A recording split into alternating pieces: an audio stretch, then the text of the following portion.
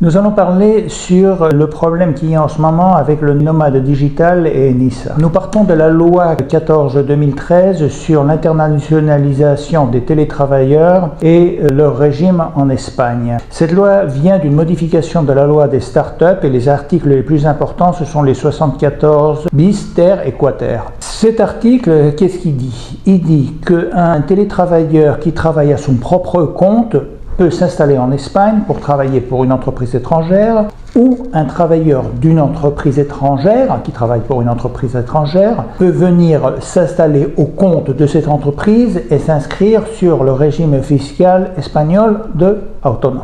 Maintenant, le problème se pose avec le fisc. Selon la loi 35/2006 et l'article 93 qui est la fameuse loi Beckham. Alors la loi Beckham s'applique pour les entrepreneurs qui ont une nouvelle activité en Espagne, pour les travailleurs qui sont déplacés par une entreprise ou sinon par les gérants d'entreprises en Espagne.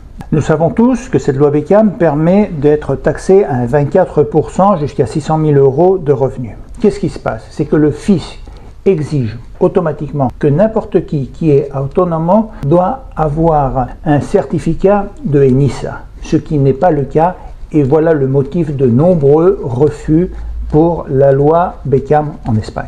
Donc, en conclusion, qu'est-ce que ça veut dire? Cela veut dire que pas n'importe quel nomade digital peut avoir accès automatiquement à une taxation de 24%. Il y a certaines conditions. C'est pour cela qu'il faut bien étudier le dossier, bien étudier vos conditions, voir s'il est nécessaire d'avoir le certificat Enisa pour voir si vous partez sur une taxation typique espagnole ou la taxation à 24%.